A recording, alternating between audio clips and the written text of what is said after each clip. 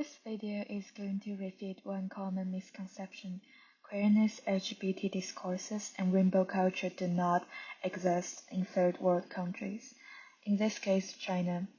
This misconception contains a dual prejudice. China is an extremely conservative country, so sexual minorities must be invisible. And even though the marks of queer exist, they are appropriations of Western feminist movements because the third world people lack the agency to address these agendas. I'm standing outside China's largest voguing ball. It's an event that 2 or 3 years ago, none of us would have even imagined could have existed. But right now, there are 600 people lining up to attend this event.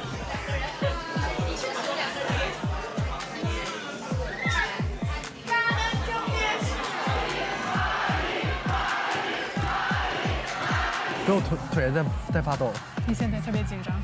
对，很紧张，超级紧张。第一个舞步是上海队运动，大家准备好，要当中我们的上海宝贝了吗？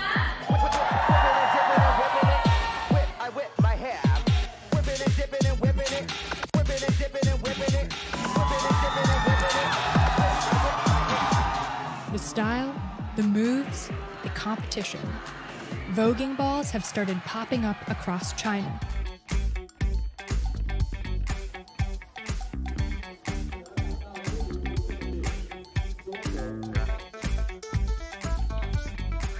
I'm here to support Shanghai Pride.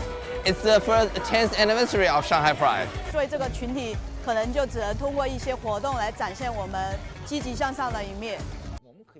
Chinese queer communities are struggling with the disavowal of their autonomy by the state. The Chinese authorities politicized their sexual orientation as an invasion of Western ideology. Meanwhile, queer in China encounters criticism from Western scholars for being ambivalent about seeking political, economic, and social changes. For example, the British-based Chinese scholar William Stronder perceived a real sense of annoyance with my attempt to introduce the seriousness of politics, and thus feel disappointed to know that this subversion was not their purpose. 一个国家如果是循着这个方向发展，意味着这个国家是自寻死路啊。 The rhetoric of a conservative China is a monolithic simplification and generalization that lump different groups of people together. On the one hand, the value of the state and people are not equivalent. Chinese state shows its hostility to queers for being a threat to the heterosexual imaginary and socialist production, yet queer Marxists in China employ the anti-statist position and critique the government for alienating LGBTQ in the political structure. On the other hand, there are NGO organizations like Work for LGBT in Shanghai that provides a queer positive network for employees and employers. They host job fairs to promote diverse hiring and increase queer visibility. However, diversity hiring is a neoliberal product that stabilizes the power of Chinese political elites and contributes to labor exploitation under global capitalism. Since a lot of local companies turned down the offer from a job fair hosted by Work for LGBT, many transnational corporations entered this realm and claimed queer rights and queer visibility. Therefore, Western corporations successfully create the absolute dichotomies of East and West, capitalism and socialism, visibility and invisibility. It shows that Western culture is open-minded, capitalism expands queer living sphere and improves queer visibility. This mindset denies the possibility of the radical potential of queer socialists and queer Marxists and views neoliberal capitalism as the end of history. Yet, the homo-capitalist ideology overlooks two essential elements. First, only linguistically and economically privileged people can enter transnational corporations, and urban areas and urban citizens are the arena and subjects of this liberation. It assumes that the underprivileged working class and rural residents cannot freely express their sexuality, which is terribly problematic.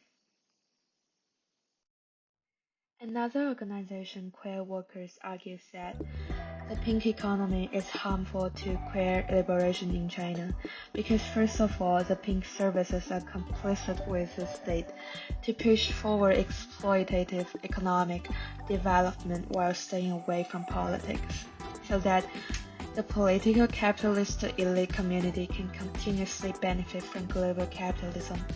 Moreover, the political capitalist state itself is oppressive for offering no legal protection for queers, and at the same time silence queer people for restraining their political desire by filtering what counts as legal business. Back to the dual aspect misconception. Is China a conservative country so queers are voiceless and invisible? I cannot offer a right or wrong answer, but we can think about this question in a dialectic manner. China is a national capitalist country and its government considers LGBT discourses as Western ideology, but at the same time indulges pink economy as long as it has not become a threat for its regime. On the other hand, there are queer liberals who intend to achieve liberation by the hand of the free market, while queer Marxists encourage us to resist the logic of the capitalist imperialism and make a new future for queer socialists and workers. Where will queer go in the post-socialist China? We don't know. We look forward to solidarity, coalition, and changes happening.